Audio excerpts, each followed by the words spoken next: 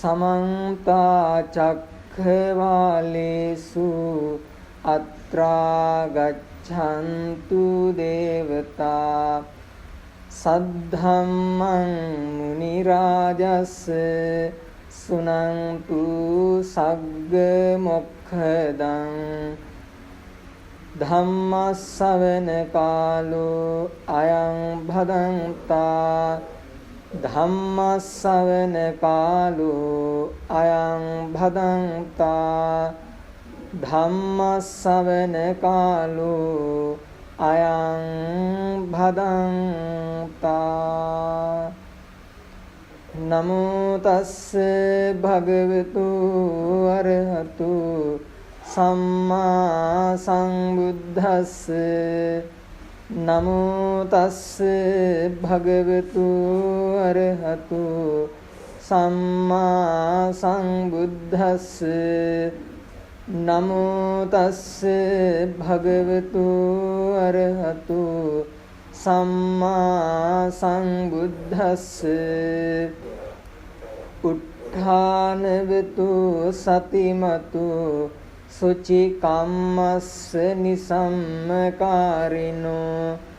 संयतस्य च धम्मजीविनो අපමත්තස්ස යසෝභිවඩ්ඩති ශ්‍රද්ධා බුද්ධ සම්පන්න වාසනාවන්ත කාරුණික පින්වතුනි අද සන්ධ්‍යා කාලයේ ඔබ මේ සූදානම් වන්නේ ලෝතර බුදු පියාණන් වහන්සේගේ අනන්ත වූ බුදු ගුණ සිහිපත් කරගෙන ලෝතර බුදු පියාණන් වහන්සේ විසින් මුළු මහත් ලෝක සත්වයා විශේෂෙහි පතලා වූ අනුකම්පාවෙන් යුක්තව දේශනා කරන්නට යෙදුන ධර්ම දේශනයක් නැතිනම් ධර්මයෙන් යම් දහම් කරුණු කිහිපයක් තමන්ගේ නිවාස ස්ථානය තුල දේශනා කරවලා එය ශ්‍රවණය කරලා ධර්ම දානමය වශයෙන් ධර්ම ශ්‍රවණමය වශයෙන් පින් සිද්ධ කරගෙන ඒ පින මිය ගිහිල්ලා නේද? ඒ මිය පරලොව ගිය කමනී ගෝතමී මෑණියන්ට පින් අනුමෝදන් කිරීමේ අපේක්ෂාවෙන් තමයි මේ පින් දහම් මේ ආකාරයෙන් සිද්ධ කරගන්නට ඔබ යොමු වුණේ. ඒ සඳහා ඔබ තෝරාගත්තේ බෞද්ධයන් විදිහට බෞද්ධ සංස්කෘතියේ උගන්වන පින්කම් මතුරින් ඊටාම වටිනා පින්කමක්. මේ පින්කම හඳුන්වන්නේ බුදුදහමේ ධර්ම දානයක් කියලා. අපි කරන අනිත් දානයන් වලට වඩා පින් සිද්ධ වෙන දානයක් විදිහට තමයි බණ අහන එක සහ බණ කියවන එක බුදුදහමේ සඳහන් වෙලා තියෙන්නේ. සබ්බ දානං ධම්ම දානං ජිනාති සබ්බං රසෝ ධම්ම රසෝ ජිනාති සබ්බං රතින් ධම්ම රතින් ජිනාති තණ්හක්කයෝ සබ්බ දුක්ඛං ජිනාති කියලා බුදුහාමුදුරුවෝ දේශනා කරනවා. සබ්බ දානං ධම්ම දානං ජිනාති සියලුම දානයන් අතර උසස්ම දාණය තමයි ධර්ම දාණය කියලා. මොකද ධර්මය දන් දෙනවා. ලේසියෙන් කරන්න පුළුවන් දෙයක් නෙවෙයි. ඔබ අහලා ඇති අපේ අතීතයේ හිටියා ලංකාවේ දුටුගැමුණු කියලා රජ කෙනෙක්. ඒ රජුරෝ හිතනම දවසක් ධර්ම දානයක් කරන්න ඕනි කියලා. ධර්ම දානය කරන්න නම් බණ කියන්න ඕනි. බණ කියන්න ඕන. ඔබ බලන් හිටියට ඔබට බණ කියන්න බෑ. පුළුවන් කියලා හිතුවත් බෑ. හේතුව දුටුගැමුණු රජුරෝ බණ කියන්න හිතාගෙන නගිනව ධර්මාසනයේට. ඉඳ ගන්නවා බණ කියන්න. හාමුදුරුවොත් ඉන්නවා, දායකයොත් ඉන්නවා. ගොඩාක් පිරිසක් ඉන්න තැනක රජුරෝ නගිනව බණ ආසනයේට. බණ කියන්නයි ලෑස්තිය. නමුත් රජුරවන්ට පුළුවන් උනේ වචන කීපයක් කියන්න විතරයි. ගැහෙනවා. අපි කියනකොට සබකෝලේ බය කියලා. පිටේ ඉඳන් හිතන විදිහට බණ කියන්න ලේසි නෑ. දකින්න ඔක්කොම ඇත්ත නෙවෙයි කියලා කියනවනේ. පිටින් ලේසි කියලා හිතනවා නමුත් අමාරුයි. ධර්ම දාණය දෙනවා කියන එක තාම අමාරු දෙයක්. නමුත් ඒ වෙනුවෙන් තමයි බුදුදහමේ පෙන්වා දෙන්නේ බණ කියන්න බැරි නම් පුළුවන් කෙනෙක් ලවා කියවන්න කියලා. Tamanට බැරි නම් පුළුවන් කෙනෙක් ගෙන්නලා පුළුවන් කෙනෙක් ලවා කියවන්න ඕන. ඒකත් ධර්ම දානයක්. මොකද මම ධර්මාසනයේට ඉඳගත්තේ මගේ උමනාවට බණ කියන්න නෙවෙයි. ආරාධනාවකට බණ කියන්නේ. ආරාධනාවක්. ඔබ කරපු ආරාධනාවට තමයි මේ බණ කියන්නේ. ඔබේ ආරාධනාව. ඒතර මේ බණ කියන්නේ කා වෙනුවෙන්ද? ඔබ වෙනුවෙන්. මෙතන බණ අහන්න ඉඳගත්ත සියලු දෙනා වෙනුවෙන් තමයි බණ කියන්නේ. නැතුව මේ මියගිය අම්මටවත් මියගිය ඥාතීන්ටවත් බණ කියන්නත් බෑ. බණ කියලා වැඩකුත් නැහැ. එයාලා ඉන්නවද නැද්ද? මෙතන ඉන්නවද? පේන්න ඉන්නවද? බණ අහනවද? මේ කිසිම දෙයක් අපිට දකින්න, බලන්න, අහන්න, හොයන්න බෑ. පේන්නේ, ඇහෙන්නේ. ඉන්නත් පුළුවන්, නොඉන්නත් පුළුවන්. බණ අහන්නත් පුළුවන්, අහන්න බැරි තැනක ඉන්නත් පුළුවන්. ඒක අපි දන්නේ නැහැ. අන්න ඒ නිසා තමයි ඔබ කල්පනා කරේ ඒ අම්මට පින් දෙන්න අපි බණ අහන්න ඕන. අම්මා අහනව හෝ නොහනවා එක වෙනම දෙයක්. හැබැයි අපි අහන්න ඕන. අපි අහලා පින් කරන්න ඕන. ඇහුවට විතරක් මදි. අහන්න නම් ඕන කෙනෙක්ට පුළුවන් නේ. සතෙකුටුණත් පුළුවන් අහගෙන ඉන්න. සතෙකුටුණත් පුළුවන් අහගෙන ඉන්න. ඇහුවට වැඩක් නැහැ නේ. සතා අහගෙන ඉන්නව වැඩක් නැහැ නේ. වෙන ගෙවල් වල බණ කියන්න ගියපුවම සතා ආවිල්ලා ළඟ ඉඳ ගන්නවා. අපි සතත් අහගෙන ඉන්නවා. පන්සලේ බණ කියනකොට ධර්මාසනේ ළඟට සත්තු වෙනවා. පන්සලේ ඉන්න සත්තු ඔක්කොම එනවා. පස්සෙන් ඉඳගෙන ඉන්නවා. බණත් අහනවා. වැඩක් තියනවද? වැඩක් නැහැ. ඇයි? ඒක තේරුම් ගන්න පුළුවන්කම තියෙන්නේ මිනිස්සුන්ට විතරයි. සතාට තේරෙන්නේ නැහැ. සතා ආසාවට අහගෙන ඉන්නවා. හඬට අහගෙන ඉන්නවා. ඒකෙත් ප්‍රතිඵලයක් තියෙනවා. නමුත් සුනාත ධාරේත චරාත ධම්මේ කියලා බුදුහාමුදුරුවෝ ගන්වන්නේ සුනාත හොඳට අහන්න. ඒක කරන්න පුළුවන් මිනිස්සයාට. හොඳට අහන්න පුළුවන් මිනිස්සයාට.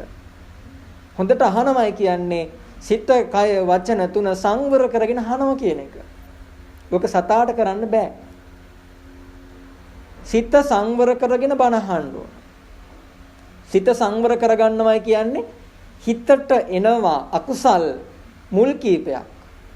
මුලක් කියන ගහක මුල් පද්ධති ශක්තිමත්නේ. ඔය ශක්තිමත් දේවල් ටිකක් එනවා හිතට. අයින් කරන්න හරි අමාරුයි. මොනවද? මිත්‍යා දෘෂ්ටිය එනවා හිතට. ව්‍යාපාදය එනවා. ව්‍යාපාදය කියන්නේ තරහ යන ගතිය එනවා. අවිද්‍යාව එනවා. මොනවද මේ අවිද්‍යාව? මිත්‍යා දෘෂ්ටි, ව්‍යාපාදය කියන්නේ.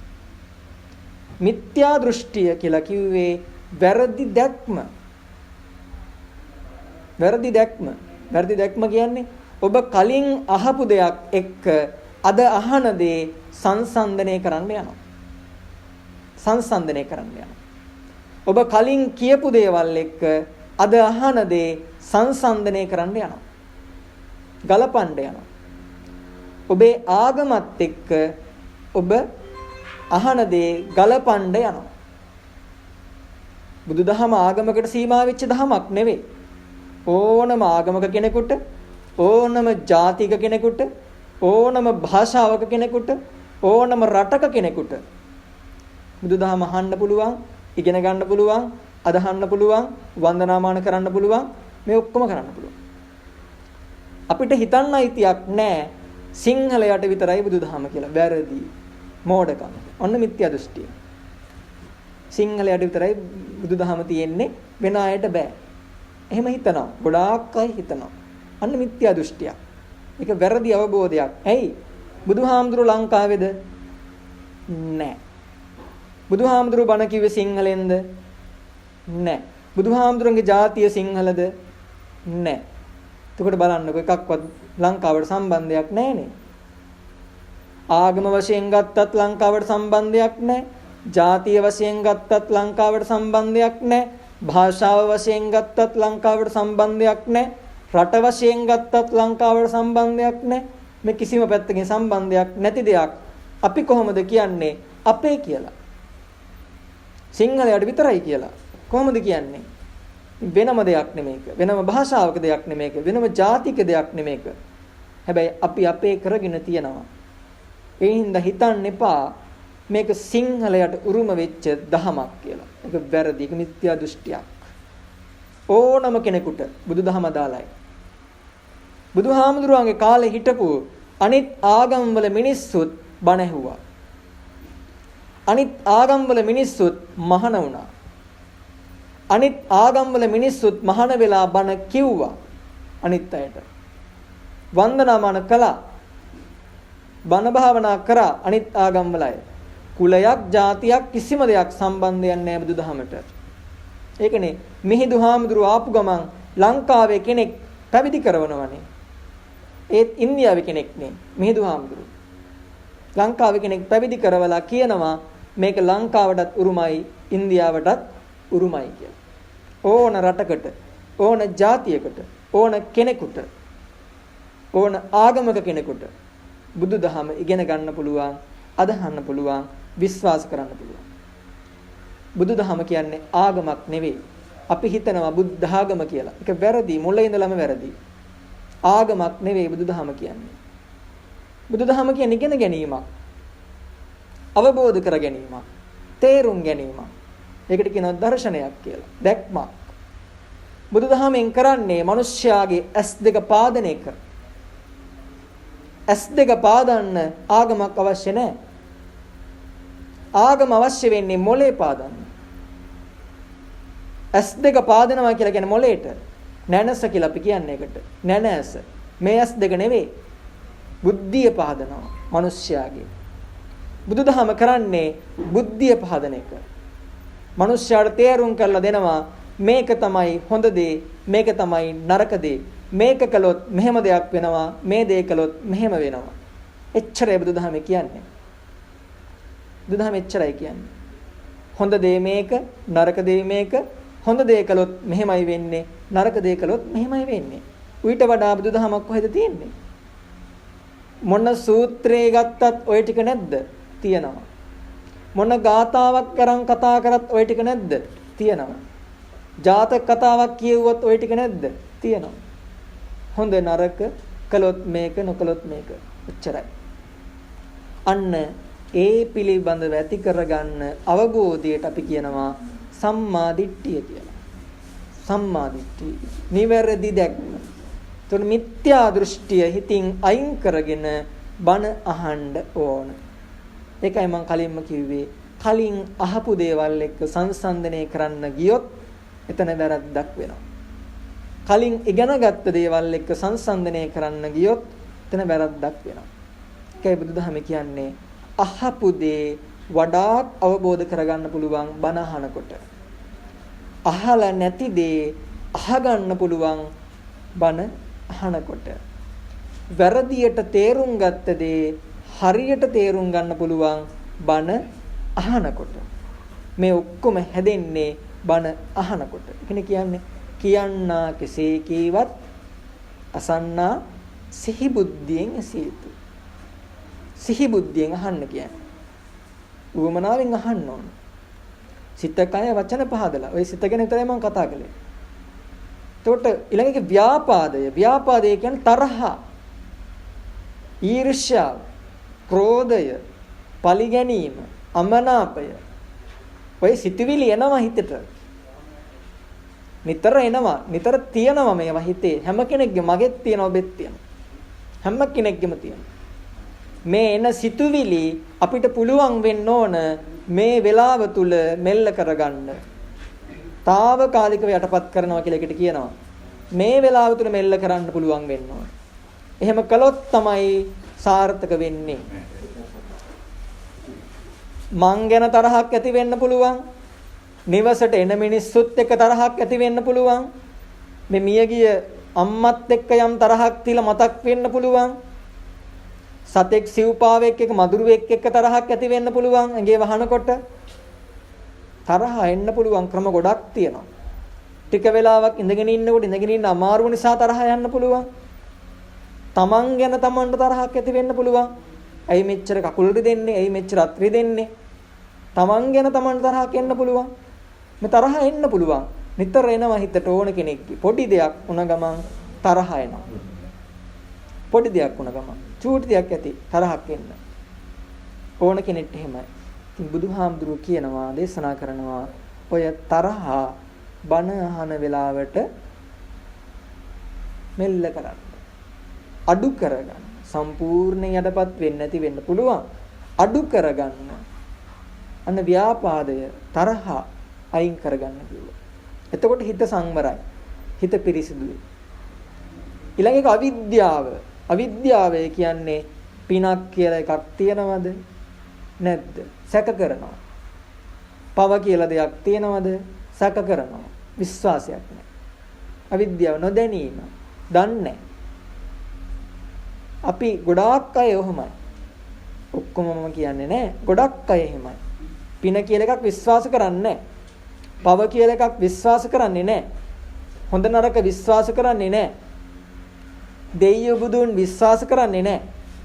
සමහරු ඉන්නවා ආගමක් නැහැ, ජාතියක් නැහැ, රටක් නැහැ, කිසිම දෙයක් නැහැ. අපිට වැඩක් නැහැ ඕවා කියලා. හැබැයි ප්‍රශ්නයක් වුණ ගමන් ඔන්න මතක් වෙනවා. එතකන් වැඩක් නැහැ. ප්‍රශ්නයක් වුණ ගමන් මතක් වෙනවා. සමහරු ඉන්නවා කිසිම දවසකට පන්සල පැත්ත පළාතේ පස්පාගල නැහැ. හැබැයි ලෙඩ හැදිච්ච ගමන් දුවගෙන යනවා මොකටද? පිරිත් කියන්නේ. එදා තම මතක් වෙන්නේ. එහෙම ඉන්න ගොඩාක් ඉන්නවා. ඕන ගමක ඉන්නවා හැම පිරිසක්. සමහරවිට පන්සලේ හාමුදුරු අපවත් වෙනකන්වත් මිනිස්සයා දැකලා නැහැ. පන්සලේ ඉන්න හාමුදුරු කවුද කියන්න දන්නේ නැහැ. අඩුම තරමේ. එහෙමයි ඉන්නවා. අනවිද්‍යාව. එයාලට හිතෙන්නේ මේවා වැඩක් නැහැ. මේවා වැඩක් නැහැ. ඇති දෙයක් නැහැ. මම විශ්වාස කරලා කිසිම ප්‍රයෝජනයක් නැහැ.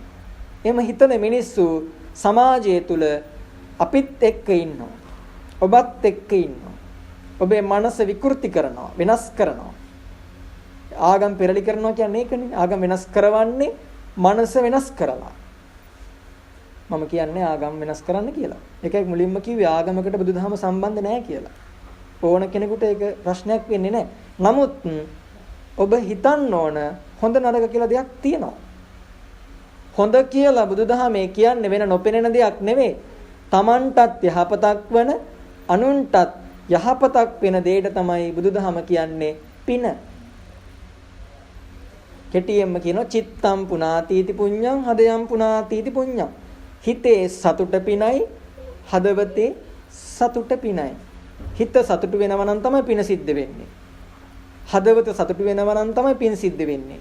මේ දෙක සතුට වෙන්නේ නැත්නම් මොන විදිහේ පින්කම් කරත් පින් සිද්ධ වෙන්නේ නැහැ. කෝටි ගාණක් වියදම් කළ පින් කළත් පින් නැහැ. හිත සතුටු වෙලා නැත්තම්. ඒ දෙක තමයි බුදුදහමේ පින කියලා කියන්නේ. වෙන පිනක් නැහැ. ඒතකොට පව කියන්නේ අනිත් පැත්ත. හිතට දුකක් ඇති වෙනවා නම්, හදවතට දුකක් ඇති වෙනවා නම්, ඒ දුක තමයි පව කියන්නේ. වෙන දේවල් නෙවෙයි. ඒතකොට හිතේ තමයි මේක තීරණය කරන්නේ. ඒකනේ බුදුහාමුදුරු කිව්වේ චේතනාහම් භික්ඛවේ කම්මං වදාමි චේතයිත්වා කම්මං කරෝති කායේන වාචා මනසා. මේ වහලා තියෙනවනේ. ඕන තරම් අහලා ඇති. චේතනාහම් භික්ඛවේ කම්මං වදාමි කියලායි දේශනා කළේ. චේතනාව තමයි කර්මය වෙන්නේ. චේතනාව නිසා තමයි වැඩ කරන්නේ මිනිස්සු. චේතනාවක් නැතුව වැඩ කරන්න බෑ. හැම කෙනෙක්ටම චේතනාවක් තියෙනවා. කායේන වාචා මනසා. චේතනාව නිසා තමයි කය හසුරුවන්නේ. චේතනාවෙන් තමයි කතා කරන්නේ. චේතනාවෙන් තමයි සිතුවිලි නිපදවන්නේ. සිතුවිලි. එතකොට මේ තුනම කරන්නේ කවුද? චේතනාව. හිත. සිතුවිලි. මේ දේවල් තුලින් තමයි පින්පව් තීරණය කරන්නේ. හොඳ නරක තීරණය කරන්නේ. යහපත අයහපත තීරණය කරන්නේ. කල යුත්ත නොකල යුත්ත තීරණය කරන්නේ. මේ ඔක්කොම කරන්න අපේ හිත සහ හිතේ ඇතිවන සිතුවිලි පද්ධතිය. එතකොට අපි මේ වෙලාව තුල ඔබේ හිතට එන ඒ සැකය පස්සේ අර වැරදි අදහස් පස්සේ තරහ වගේ අදහස් යටපත් කරන්න ඕන. අන්න ඒකට කියනවා සිත සංවර කර ගැනීම කියලා. සිත සංවර කරගන්න. පළවෙනි කොටස බණ අහන්න කලින් හිත සංවර වෙන්න ඕන. ඊළඟ එක තමයි අපේ තියෙනවා වචනය කියලා එකක්. වචනය කියලා එකක් තියෙනවා. වචනේ සංවර වෙන්න ඕන. වචනේ පා නෙවෙයි කියන්නේ සංවර කරන්න. අපි හොඳ දෙයක් කතා කරනකොට බය වෙන්න ඕනේ නැහැ. ඒකට හයියෙන් කතා කරන්න. හැබැයි අනවශ්‍ය තැන කෑ ගහනවන වැඩක් තියෙනවා. අපි කියන වාචාලයක් කියලානේ. අනවශ්‍ය තැන්වල කෑ ගහනවා අපි කියන වාචාලයක්. වැඩක් නැහැ.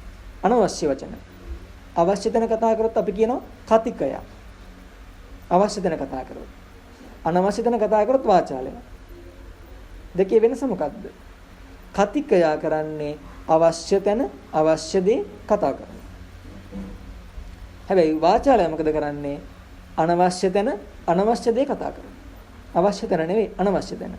ඒ වාචාලය. වෙන්න ඕන කවුද? කතිකයෙක්. දේශකයෙක්. මේ දෙක තමයි අවශ්‍ය. වාචාලකම වැඩක් නැහැ. එහෙම තිබ්බොත් ගණන් ගන්න නැහැ මිනිස්සු. දැක්කත් ආන් එනවා කියලා ඇඟිල්ල දික් කරලා පෙන්නනවා. නමත් කියලා. සමාජ පිළිගන්නේ නැහැ. බුදුහාමුදුරුවෝ ඒකනේ කියන්නේ වචනේ සංවර කරන්න කියලා.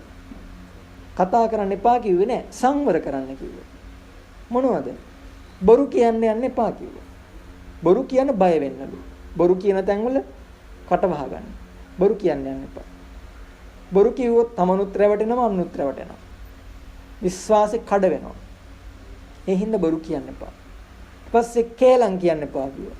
කේලම් කියපු ගමන් තමයි මිනී මරන්න, අනිත් අය ගහ ගන්න, බැන ගන්න, රණ්ඩු වෙන්න, වෛරක්කාරයෝ ඇති වෙන්න, තරහකාරයෝ ඇති වෙන්න හේතුව කේලම. තමන් දැකපු දෙයක්, අහපු දෙයක් තව කෙනෙක්ට ගිහින් කියනවා. හැබැයි ඒක ඇත්ත නැත්ත හොයන්නේ නැහැ. දැක්කා විතරයි. ගිහින් කිව්වා එදා මෙහෙම වුණානේ. ගිහින් කියනවා. අල්ලපු ගෙදරටක් කියනවා. ගම පුරා ගිහින් කියනවා. ආයි පත්තරයක් ඕනේ නැහැ. පත්තරේ විස්තරේ ගමේ යනවා. දවසයි. ඉක්මනට යනවා. දැකපු දේ, අහපු දේ ඒක ඇත්ත නැත්ත හොයන්නේ නැහැ. ඉතින් මොකද වෙන්නේ? අල්ලපු ගෙදර මිනිස්සුත් තරහ වෙනවා, ගමේ මිනිස්සුත් තරහ වෙනවා, රටේ මිනිස්සුත් තරහ වෙනවා, හතුරු වැඩි වෙනවා. ආයි විශ්වාසයක් තියන්නේ කිසිම කෙනෙක් විශ්වාස කරන්නේ නැහැ. ඒ මිනිස්සයාට කිව්වොත් ඉවරයි. ඔක තමයි කියන්නේ. මේ මිනිස්සයා දැනගත්තොත් ඉවරයි. ඒ නිසා බුදුහාමුදුරු කියනවා කේලම් කියන්න යන්න එපා. වැඩක් නැහැ. Tamanට වැඩකුත් නැහැ, නුන්ට වැඩකුත් නැහැ. කේලමක් කිව්වා කියලා. ඇති ලාභය මොකද්ද? ලාභයක් ගත්තත් තරහකාරයෝ ඇති වෙනව නැති වැඩේ මොකද්ද? තරහකාරයෝ නැති වෙන්නේ. හිතවත් වැඩි වෙන්නේ නැහැ නේ කේලම් කියනකොට. රැකියා ස්ථාන ගොඩාක් අයින්ව කේලම් කියන අය. රැකියා කරන තැන්වල. කේලම් කියන ඕන තරම් ඉන්නවා. එයා හිතන් ඉන්නේ යත් එක්ක මිනිස්සු හරි හොඳයි කියලා. කේලම් කියන හින්දා. නමුත් ප්‍රධානියාගේ ඉඳලා මිනිස්සු දන්නවා මෙයා කේලම් කියන කෙනෙක් කියලා. එයාට කිසිම දෙයක් කියන්නේ නැහැ. එයා කිසිම දෙයකට විශ්වාස කරන්නේ නැහැ. කේලම් කියනවා කියලා දන්නවා. එයා හිතන් ඉන්නේ හරි ලොකුයි කියලා ඒ වැඩේ. කේලම්. හැබැයි අතුලෙන් හැම කෙනෙක්ම යත් එක්ක අමනාපෙනවි ඉන්නේ. පෙනෙන්න hina වෙලා ඉන්නවා. හැබැයි ඉන්නේ අමනාපෙ. කේලම් කියන හින්දා. ඉතින් බුදුහාමුදුරුවෝ කිව්වේ කේලම් කියන්න එපා කියලා. වෙන දෙයක් කිව්වේ නැහැ. කේලම් කියන්න එපා කියලා. අනවශ්‍යයි. Tamanට හිංසාවක්, අනුන්ට හිංසාවක්. කේලම්. පරුස වචන එපා කිව්ව තුන්වෙනි එක. පරුස වචනේ. පරුස වචනයක් කියන්නේ අපි කියන කුණුහරුපම නෙවෙයි. තව කෙනෙක්ගේ හිත රිදෙන ඕනම වචනයක් පරුස වචනයක්. තව කෙනෙක්ගේ හිත රිදෙන ඕනම වචනයක් පරුස වචනයක්. හිත රිදෙන වචන වලට තමයි පරුස වචන කියලා බුදුදහමේ කියන්නේ. pāli භාෂාවේ කුණුහරුප නෑ කොහෙවත්. pāli භාෂාවේ තියෙන හිත රිදෙන වචන කීපයක් විතරයි. බුදුහාමුදුරන්ගේ භාෂාව pāli. නරකම වචනේ මෝඩයා. pāli භාෂාවේ තියෙන. මම බොරු කියනවනේ හොයලා බලන්න පුළුවන්. pāli දන්න ඕනා ඉන්න හාමුදුරුවෝ විතරක් නෙවෙයි. ගැහැණු පිරිමි දෙගොල්ලම ඉන්නවා. pāli දන්න අය. අහලා බලලා හොයාගන්න. pāli භාෂාවේ තියෙන නරක වචන කීපයයි. ගොඩක් නැහැ. මෝඩයා කියලා තියෙනවා. වසලයා කියලා තියෙනවා. ආයේ මොකක් කියලාද? පිරිහෙච්ච මිනිස්සයා කියලා කියනවා. ඔය තුන තමයි තියෙන්නේ. නරකම වචන විදිහට. ඉතින් ඕවා කියපුවම තව කෙනෙක්ගේ හිත රිදෙන හින්දායි කියන්නේ හිත රිදෙන ඕනම වචනයක් පරුස වචනයක් කියලා. හිත රිදෙන වචන කතා කරපුවාම මිතුරොද ඇති වෙන්නේ හතුරුද? හතුරු ඇති වෙන්නේ. ඇයි? තව කෙනෙක් මට බැනපුවාම මගේ හිත රිදුනම මං ඒ මනුස්ස තරහෙන් ඉන්නේ මට බැන්නා කියලා. තරහෙන් ඉන්නේ ඊට පස්සේ. අමනාපෙන් ඉන්නේ ඊට පස්සේ. ක්‍රෝධයෙන් ඉන්නේ මං කොයි වෙලාවකරේ මනුස්සයෙන් පලි ගන්නවා කියලා. එහෙම ඉන්නේ ගොඩක් අය. සමහරු නම් අහපු ගමන් ඒක අතෑරලා දානවා. හැම කෙනෙක් මෙහෙම අතාරින්නේ නැහැ. අහගෙන එක මතකේ තියාගෙන ඉන්නවා. කවදා හරි පලි ගන්න. ඉතින් අමනාපකාරී, තරහකාරී, වෛරක්කාරී පලි ගන්න මිනිස්සු නැති වෙලා තියෙන්නේ. බැනපු හින්දා. හිත රිදෙන්න කතා කරපු නිසා. අන්න ඒ හින්දා කිව්වා හිත රිදෙන වචන කතා කරන්න එපා. අනිත් එක හිස් වචන කතා කරන්න එපා. ඕපාදූප වගේ දේවල්. එලවටත් නැති, මෙලවටත් නැති, Tamanටත් නැති, අනුන්ටත් නැති දේවල් කතා කළොත් කාලේ යනවා. හැබැයි ලැබිච්ච දෙයක් තියෙනවද? ලැබිච්ච දෙයක් නැහැ. කාලේ යනවා. ඕපාදූප කතා කරනකොට කාලේ යනවනේ. දැනෙන්නෙත් නැහනේ. ලිඳ ළඟට ගියා ඔහේ කයි එක ගහ ඉන්නවා. අල්ලපු ගෙදෙට්ට ගියා ඔහේ කියව ඉන්නවා. එයාට වැඩක් කරගන්නත් නැහැ, Tamanට වැඩක් කරගන්නත් නැහැ. Tamanට බත රොස් වෙනවා ඔහේ කියවනවා. බත ලිපේ තියලා කතා කර ඉන්නවා. බත රොස් වෙනවා හරිය. දන්නේත් නැහැ. පාඩුවක්. Tamanගේ කාලය විනාශ කරගන්නේ, Tamanගේ ධනයයි විනාශ කරගන්නේ, Tamanගේ අවස්ථාවයි විනාශ කරගන්නේ මොකෙන්ද? හිස් වචන කතා කරලා, ඕපාදූප කතා කරලා, අනුන්ගේ දේවල් කතා කරලා, කිසිම ප්‍රයෝජනයක් නැති දේවල් කතා කරලා. එදා මෙහෙම වුණා, මෙදා මෙහෙම වුණා, ඊයේ ටීවී එකේ මෙහෙම ගියා. වැඩක් නැහැ. හැබැයි අපි කතා කරන ඕන තරම් කතා කරනවා. අපි නිතර බලන වැඩසටහන ගැන හැමදාම කතා කරනනේ ඊයේ දේවණීනිම මෙහෙම වුණේ. අසංකනේ නම මතක මම බලන්නේ නම් දන්නේ. කීපයක් ඇහිලා තියෙන අවන්තනේ. අවන්තට මෙහෙම වුණා. ඕවනේ කියන්නේ. වැඩක් තියෙනවා. ඒව රංගපෑම්නේ ඔක්කොම බොරුනේ. බොරුවට බලන් ඉඳලා තමන්ගේ කාලේ විනාශ කරගෙන අනුන්ගේ කාලෙත් විනාශ කරනවා. ඊයේ මෙහෙම වුණා, පෙරේද මෙහෙම වුණා කියලා කියන්න. දෙන්නගෙම කාලි ඉවරයි. අපරාධයක්. කාලකන්නිකම කියන අන්න ඒකට. කාලේ කනවා. කාලකන්නි. ඉතින් බුදුදහමේ කියනවා කාලකන්නි වෙන්න එපා කියලා. කෙටියෙන්ම කිව්වොත් එච්චර තමයි. හිස් වචන කතා කරන මිනිස්සයාට කාලකන්නියා කියලා කියන්නේ. කාලකන්නි වෙන්න එපා කියලා. හිස් වචන කතා කරන්න එපා වැඩක් නැහැ කියලා. ඔන්න වචනේ සංවර කරගන්න විදිහ මොනවද? බොරු කියන්න එපා, කේලම් කියන්න එපා, අනුන්ගේ හිස් වචන අනම්මනම් කතා කරන්න යන්න එපා, උපදූප කතා කරන්න යන්න එපා. ආය හිත රිදෙන වචන කතා කරන්න එපා. ඔය හතර නැවැත්තුවොත් ඒකට කියනවා වචනය සංවරයි කියලා. එතනින් එහා කිසිම දෙයකට කතා කරන්න බය වෙන්න අවශ්‍ය නැහැ. ඔය හතරෙන් පිට කිසිම දෙයක් කතා කරන්න බය වෙන්න අවශ්‍ය නැහැ. ඇත්ත කතා කරන්නයි බිම ඉඳ ගන්නයි බය වෙන්න එපා කියනවානේ. සිංහල ප්‍රස්තාව පිළිලක් තියෙන අතීතේ ඉඳලා එන එක කට ගහනවට කිව්වේ නැහැ. ඇත්ත කියන්නයි බිම ඉඳ ගන්නයි බය වෙන්න එපා කිව්වා. පුටුවක ඉඳගත්තොත් කඩන් වැටෙන්න පුළුවන්. එක්ක පුටුවේ අයිතිකාරයා බිම ඉඳගස්සන්න පුළුවන්. එලවන්න පුළුවන්. බිම ඉඳගත්තම එලවන්න මිනිස්සෙක් ඉන්නවද? බිම ඉඳගත්තම එලවන්න කෙනෙක් නැහැ. ආය කඩන් වැටෙන්න දෙයක් නැහැ. බිම ඉඳගෙන ඉන්නේ. ආය වැටෙන්න දෙයක් නැහැ. හානියක් නැහැ. බිම ඉඳගත්තා. බය වෙන්න එපා කිව්වා. ඇත්ත කතා කරන්න බය වෙන්න එපා කිව්වා. ඇයි? ඇත්ත කියන මිනිස්සයා ඕන තැනක පිළිගන්නවා. ඕන කෙනෙක් විශ්වාස කරනවා. ඇත්ත කියන මිනිස්සයා. බොරුව ජය ගන්න අවස්ථා තියෙනවා. හැබැයි සදාකාලික ජයක් බොරුවට ලබන්න බෑ. කොයි වෙලාවෙ හෝ ඇත්ත එළියට එනවා. ආපු ගමන් බොරු කියපු මිනිස්සයා ඉවරටම ඉවරයි. ඇත්ත කොයි වෙලාවක එළියට එනවා. සමහර අවස්ථාවල යටපත් වෙලා නමුත් පස්සේ එනවා. ඒක ඇත්ත කතා කරන්න බය වෙන්න එපා කිව්වේ. බොරුව කතා කරොත් ඒ වෙලාවේ ජය ගනී. හැබැයි පස්සේ අහු වෙනකොට ආයේ කියන්න දෙයක් නැහැ. ආයේ බේරිල්ලක් නැහැ. කොයි වෙලාවරි අහු වෙනවා බොරුව. තමන්ගේ කටෙන්ම හෝ අහු වෙනවා බොරුව. අනුන්ගේ කටෙන් හෝ අහු වෙනවා බොරුව.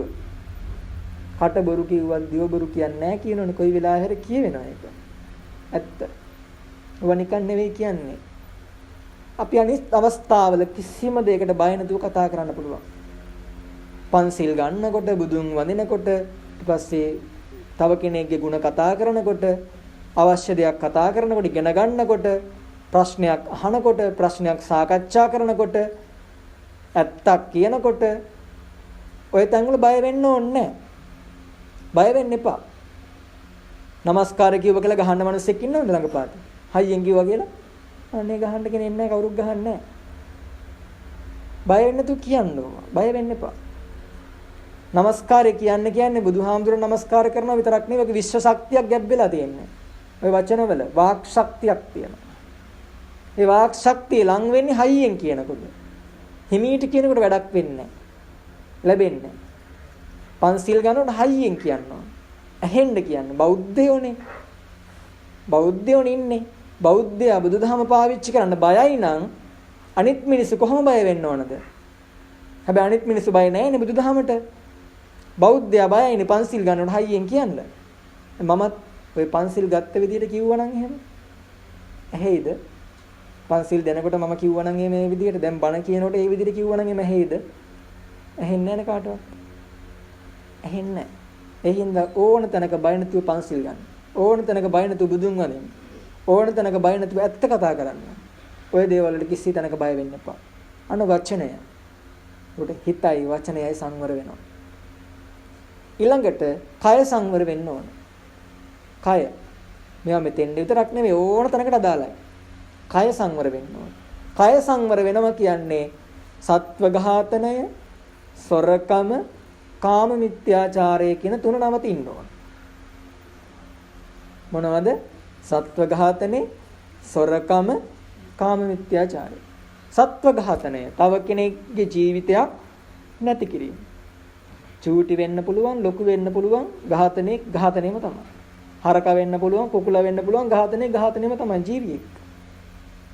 සතෙක් වෙන්න පුළුවන්, මිනිස්සෙක් වෙන්න පුළුවන්, මැරුවා නම් මැරුවා තමයි. වෙනසක් නැහැ. ඝාතනයක්. අපි හිතනවා හරක් මස් කන්න හොඳ නැහැ. හැබැයි කුකුල් මස් කෑවට කමක් නැහැ.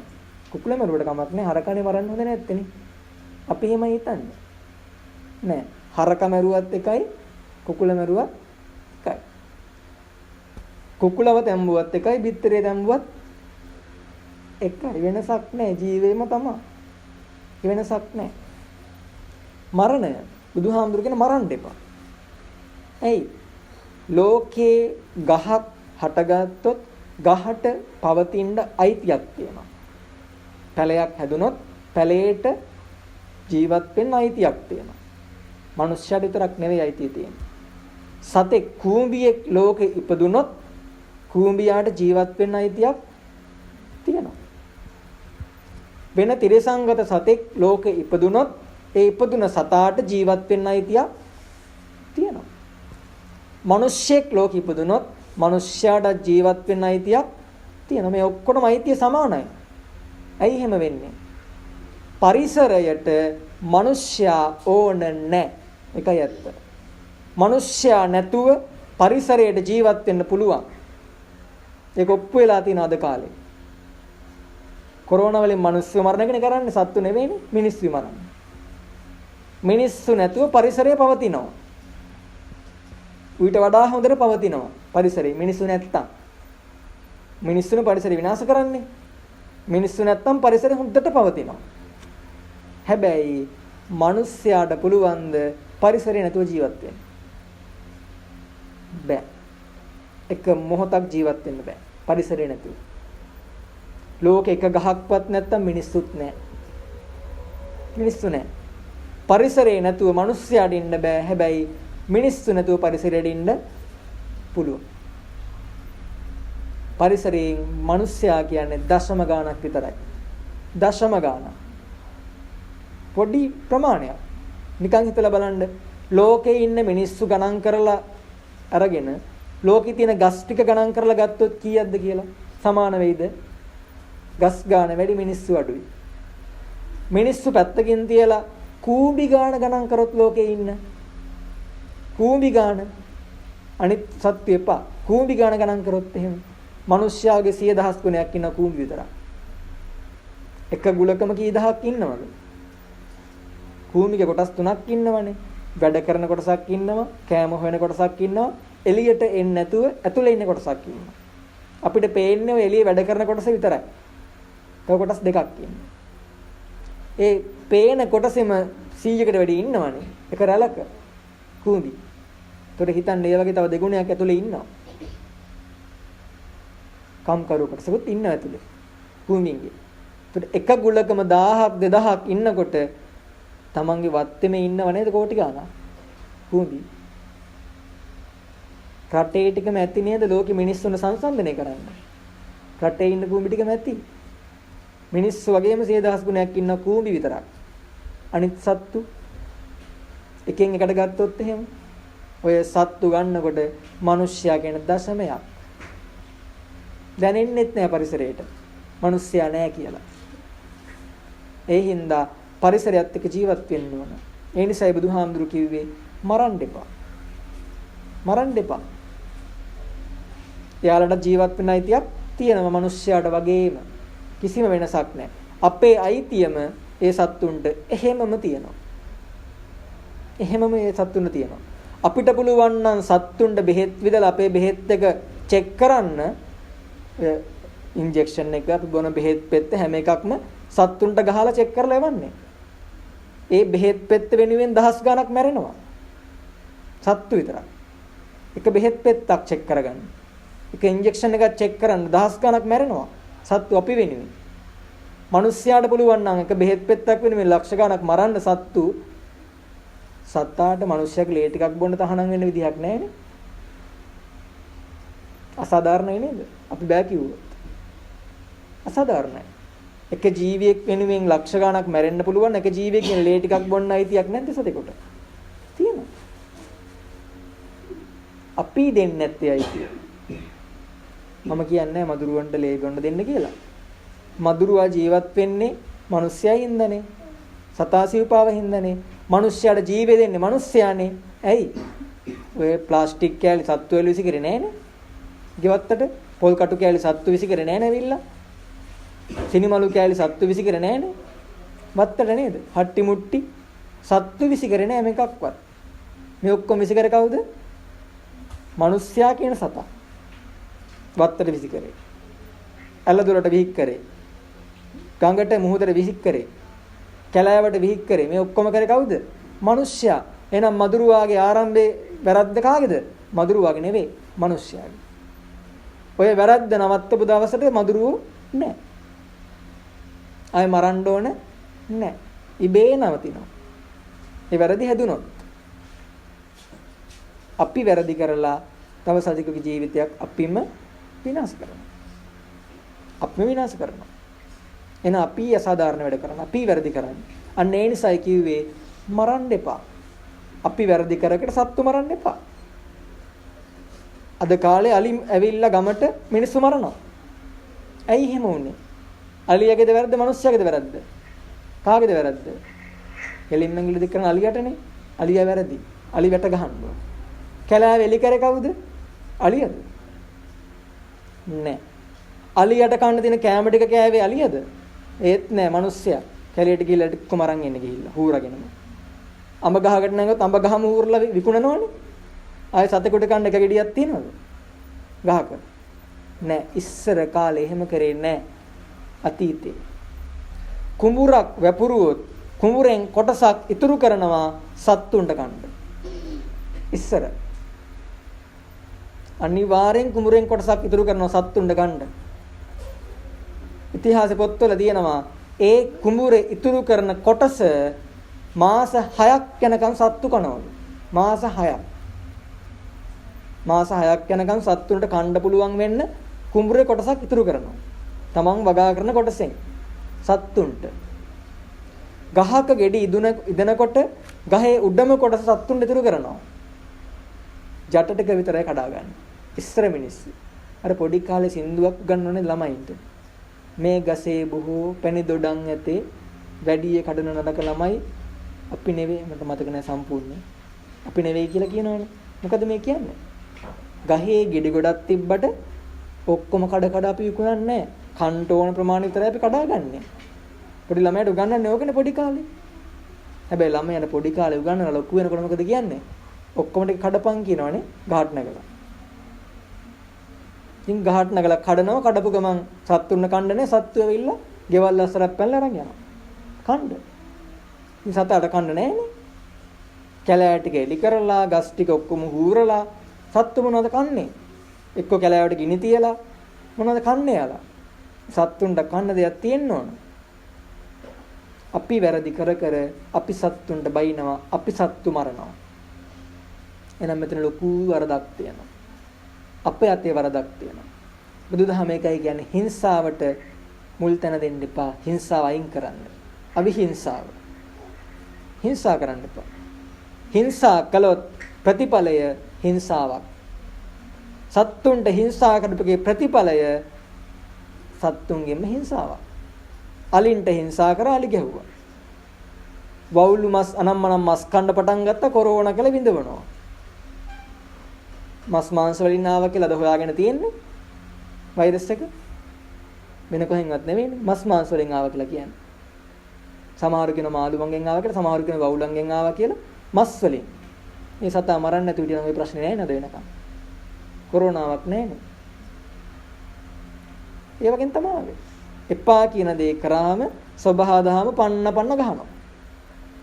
අපේ නඩුවක් කියලා සල්ලි දීලා බේරිලා එන්න පුළුවන්. හැබැයි සබහාදහම නඩු කියන්න ගත්ත දවසට ආයේ සල්ලි දීලා බේරෙන්න බෑ.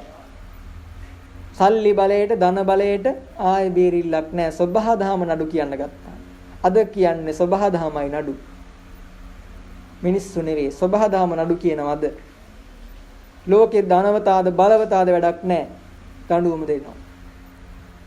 ලෙඩ හැදුනා. ලෝකයෙන් බලවතරත් හැදුනානේ. ඇමරිකාවේ ජනාධිපතිරත් හැදුනා. බ්‍රිතාන්‍ය අගමැතිරත් හැදුනා. හැදෙන්න ඔක්කොටම හැදිලා තියෙනවා. ලෝක බලවත්තුට බලවතා කියලා වැඩක් නැහැ සබහාදහමට. ඒ නිසා සබහාදහමත් එක්ක හැප්පෙන්න යන්න එපා. සබහාදහමත් එක්ක ජීවත් වෙන්න. සබහාදහමත් එක්ක ජීවත් වෙන්න. අද මිනිස්සු ලෙඩ්ඩු වෙලා ඉන්නවා. ඇයි? සබහාදහමත් එක්ක ජීවත් වෙච්ච නැති හින්දා. වෙන දෙයක් හින්දා නෙවෙයි සබහාදහමෙන් ඈත් වෙච්ච හින්දා. මේ ඔක්කොම වෙලා තියෙනවා. වයස ගත්තොත් 75යි 60යි. හැබැයි මිනිස්සයාගේ පරමායුෂ 100 කීයද? 20යිනේ. 120ක් පරමායුෂ දෙන මිනිස්සු 60න් මැරෙනවා. 120න් මැරෙනවා. පිළිකා, කොලෙස්ටරෝල්, සීනි, ප්‍රෙෂර්, heart attack, පිළිකා ඕවනේ. ඔය ලෙඩ වලින් තමයි මැරෙන්නේ. බෙහෙත් විස වෙලා. ලේනරක් වෙලා. නියුමෝනියා. ඔය ලෙඩ වලින් මැරෙන්නේ. බහුතරයක් මැරෙන්නේ ඕවා වගේනේ. වෛරස් රෝග වලින්. වගේම තමයි මැරෙන්නේ. මිනිස්සු ගොඩාක්. ලෝකේ ගත්තොත් 3න් 2කට සීනි තියෙනවා. ලෝකෙම. දියවැඩියාව තියෙනවා. මොකෙන්ද ආවේ? ඔය කන කෑම වලින් නෙවෙයි දාවේ. සබහාදහමේ කෑම කෑවනම් ඕව නැහැ. සබහාදහමේ බෙහෙත් බිව්වනම් ඕව නැහැ. සබහාදහම පාවිච්චි කරානම් ඕව නැහැ. හැබැයි පාවිච්චි කරන්නෙම රසායනික දේවල්. බොන්නෙම රසායනික බෙහෙත්.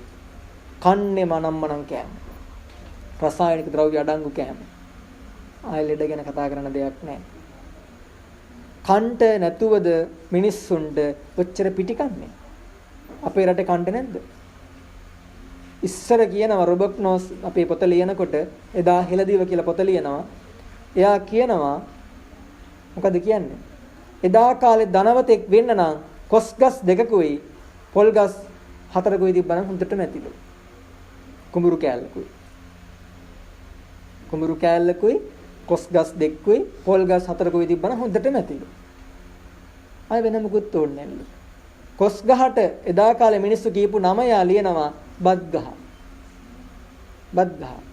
අද නම් වහලෙට කියාපු ලීය. කොස්ලීය. දොරට කියාපු ලීය. කොස්ලීය. අද එදා බත් ගහ. අද දොරවල් හදන්න, උළුවව් දාන්න, වහලෙට ගහන්න හොඳම ලීය. ශක්තිමත් ලීය. දෙකේ වෙනස තේරෙනවද? එදා කෑවේ කොස්, අද කන්නේ මොනම කඩේ තියෙන ජරා. නම් ඔක්කොම කියන්නේ කොත්තු, කොස් කොත්තු කියන අර කොත්තු කියන මේ කොත්තු කියන කොත්තු, ෆ්‍රයිඩ් රයිස්, පරාටා, තෝසේ ඕවනේ කන්නේ. කොස් කාපු මිනිස්සයා එදා කරපු දේවල් වලින් අංශුවක දෙයක් අද මිනිස්සුන්ට කරන්න පුළුවන්ද? අංශුවක දෙයක් අද කරන්න පුළුවන්ද? එදා මිනිස්සු මැෂින් වලින් නෙමෙයි ගල් ඉස්සුවේ. අනුරාධපුරයේ පොළොන්නරුවේ තියෙන ගල් මැෂින් තිබුණේ නැහැ නේ ඒ කාලේ මේ තරම්. තිබිලා නැහැ නේද? වෙනකන් හොයාගෙන නැහනේ. තිබ්බා කියලා. කිසිම විද්‍යාඥයෙක් හොයාගෙන නැහැ. හැබැයි ඔච්චර තඩි ගල් ඉස්සුවේ කොහොමද? අද කාලේ 1000ක් ගියත් උස්ස ගන්න බෑ. ඔය මහා ලොකු ගල්. අනේ නැහැ. අනම්මනම් කෑමනේ කන්නේ. ශක්තිය නැහැ. ප්‍රතිශක්තිය ඇඟේ නැහැ. ලෙඩක් ආව ගමන් දරන්නේ නැහැ. ආයි දවසක් නැගිටලා ඉන්න බෑ. හිටගෙන ඉන්න බෑ. පොඩි උණක් හැදුනත් දරන්න බෑ. පොඩි ඔළුවේ කැක්කමක් දරා ගන්න බෑ. පොඩි බඩේ අමාරුවක් දරා ගන්න බෑ. පොඩි තුවාලයක් දරා ගන්න බෑ. ඇඟට හුරු නැහැ. ශක්තිය නැහැ ඇඟේ. අනම්මනම් කෑම වලින් මේ ඔක්කොම අපි කරගත්තේ. කුණු රහ නැතුව ව්‍යංජනයක් කන්න පුළුවන්ද? අද කාලේ. කෙලින්ම කියන්න තියෙන කුණු රහ කියලා වෙන නමක් නැහැ කියන්නේ. ඒකයි මම එනමම කිව්වේ. කුණු රහ නැතුව ව්‍යංජනයක් කන්න පුළුවන්ද? අඩුම. පරිප්පුවක් හැදුවත් ඔන්න දාන උම්මලකට ගැටියක්. එකත් අර කඩේ පැකට් එක ගෙනලා හලන්නේ. කුඩු පැකට් එක. එක්ක අර මොනවද කියන්නේ? නම් මතක් වෙන්නේ ඔක්කොම. අර චිකන් රසති කියලා දානව නේද? පොඩි කෑල්ලක් දානවා. ඔන්න දාලා කනවා. චිකන් රසති. කුණු රහ. සතෙක් මරුණාට පස්සේ කනවා කියන්නේ කුණු වෙලා කියන එකනේ. මරුණාට පස්සේ වෙන මොකුත් වෙන්නේ නැහැ සතාට. කුණු රහ. ඒ රහ තිබුත් නියම රහ. අය නැති ලෙඩක් නැහැ ඊට පස්සේ ඔය ජරාව කාලා. පිළිකා එන්නේ ඕ වගේ. ඕන ડોක්ටර් කෙනකින් අහන්න බොරුද කියලා. පිළිකා එන්නේ ඕ වගේ. ඔය බොන කිරිපිටි වලින් පිළිකා එන්නේ. අපි බොන කිරිපිටි වලින් එන්නේ. ඒ තරම් විස අපි බිව්වට. සමහර සබන් තියෙන ළමයින්ට කියලා අනුමත කරලා තියෙනවා. චූටි උටි යටින් ගහලා තියෙනවා. ළමයින්ගේ සමන්ට නොගැලපේ කියලා. හොඳ සබන් කියලා නම ලොකුවට තියෙනවා. හරි ප්‍රසිද්ධයි. හැබැයි චූටි උඩ ගහලා තියෙන ළමයින්ට ගැලපෙන්නේ නැහැ කියලා. සබන් පෙට්ටිය ගත්තම හොඳට කියවන්න ඕක. පාවිච්චි කරන සබන් කෑල්ල. බොන බීම වීදුරුව සීනි කොච්චර තියෙනවද? ඇල්කොහොල් කොච්චර තියෙනවද? දන්නේ නැහැ. ඔහෙ බොනවා. ඔයගේ මොනවද තියෙන්නේ කියලා බලන්නේ නැහැ. කටට රහයි. ඔහෙ බීලා දානවා. ඔහෙ කාලා දානවා. පස්සේ විඳවනවා. අවුරුදු 10 ඉඳලා ළමයින්ට වර්තමානයේ සීනි තියෙනවා, කොලෙස්ටරෝල් තියෙනවා. ඇයි? ගෙදරින් එළියට යන්න දෙන්නේ නැහැ සෙල්ලම් කරන්න. ඉස්සර ඉස්කෝලේ ගිහිල්ලා ආපු ගමන් දුවන්නේ සෙල්ලම් පිටිනේට. පරණ අම්මලා තාත්තලා දන්නවා. ඉස්කෝලේ ගිහිල්ලා ආපු ගමන් දුවනවා සෙල්ලම් පිටිනේට. අද ටියුෂන්. රෑ 10ට ටියුෂන්. පිලිපිනේ මිනිස්සුලු ලෝකයේ සතුටින් ඉන්න මිනිස්සු. පෙරේද පත්‍රයේ තියෙනවා. කියවල බලන්න වාර්තාවක් තියෙනවා. ලෝකෙම සතුටින්ම ඉන්න මිනිස්සු පිලිපිනේ මිනිස්සුලු. ඇයි කියලා කියනවා. එහි ටියුෂන් නැහැ. ටියුෂන් තහනම්. ඒ රටේ. මිනිස්සු ළමයි හොඳට ඉන්නවා. සෙල්ලම් කරනවා, දුවනවා, පනිනවා, ගහේ කොලේ දේවල් කන්නේ ස්වභාවික දේවල් තමයි පාවිච්චි. දෙවණි එක. රසායනික දේවල් නැහැ. ස්වභාවික දේවල්. සබන් කැටේ ගත්තත් ස්වභාවිකයි, බෙහෙත් ටික ගත්තත් ස්වභාවිකයි, කැම ටික ගත්තත් ස්වභාවිකයි, ඉන්න තැන වුණත් ස්වභාවිකයි. ස්වභාවික දේවල් පාවිච්චි කරනවා. ඊට පස්සේ පිරිසිදුවේ ඉන්නවා මේ මිනිස්සු. පිරිසිදුයි. කාමරයක් ගත්තත් පිරිසිදුයි, ගෙයක් ගත්තත් පිරිසිදුයි, වත්ත පිටිය පිරිසිදුයි. මේ පොලිතින් පාවිච්චි කරන්නේ නැහැ, ප්ලාස්ටික් පාවිච්චි නැහැ. අවමයි ඒවා. පාවිච්චි කරත් ඒවා නිසි විදිහට අයින් කරනවා. වත්තේ දාන්නේ, මිදුල් වල විසි කරන්නේ, කැලේට විසි කරන්නේ, පාරවල් අයින දාන්නේ. ඒ ප්‍රශ්න නැහැ ඒ රටේ. අධ්‍යාපනයේ බාධා නැහැ අපේ වගේ. තරඟකාරීත්වයක් නැහැ. ඒ රටවල වල තරඟකාරීත්වයක් නැහැ. අපේ තරඟේ ශිෂ්‍යත්වයට තරඟේ. ළමයාට වඩා අම්මා මහන්සි වෙන විභාගෙට ශිෂ්‍යත්වයට. සාමාන්‍ය පෙළටත් එහෙමයි. නිදි මරන්නේ අම්මා විභාගෙ ලියන දවස් විතරයි ළමයාගේ විභාගෙ ලියන්නේ. අනිත් ඔක්කොම අම්මා මහන්සිලා කරන්නේ. තාත්තා. විභාගෙ. ළමයා ඉතින් මැරුන් නැතුව විතරයි. රිසල්ට් එනකොට ගෙහි ගෙහි ඉන්නේ. ගෙදරින් එළවයිද කියලා බයයි. එක්ක රිසල්ට් එන දාස් බෙල් වල දාලා මැරිලා. මූණ දෙන්න බැරුව සමාජෙට. ඉතින් කොයි සතුටක් තියෙන්නේ? අර රටවල එහෙම නැහැ. තරකාරීත්වයක් නැහැ, ටියුෂන් නැහැ, බාධා නැහැ. බලන්න කොච්චර ලස්සන. ලෝකෙම සතුටින් ඉන්න මිනිස්සු. ලෝකෙම. අපි බෞද්ධ රටක් කියලාත් අපිට දැනට එන්න බෑ. මේ මිනිස්සු බෞද්ධත් නෙවෙයි. කාගේද වැරද්ද? මේ මිනිස්සුන්ගේද අපේද? අපි වැරදි පාරේ යන්නේ. ආණ්ඩුව නෙවෙයි අපි වැරදි පාරේ යන්නේ. මම කවදාකවත් ආණ්ඩුවකට බයින්නේ නැහැ. මම කවදාකවත් මුස්ලිම් මිනිස්සුන්ට බයින්නේ නැහැ. වෙන දෙයකට නෙවෙයි. වැරද්ද යාලගේ නෙවෙයි, වැරද්ද අපේ. ආණ්ඩුව ඉන්නා තමයි ආණ්ඩුව වැරදි කරන ඇත්ත. නමුත් ආණ්ඩුව යව්වේ කවුද? අවුරුදු 5න් පහට මේ මිනිස්සුම යව්වේ කවුද? මේ මිනිස්සු නෙවෙයිනේ.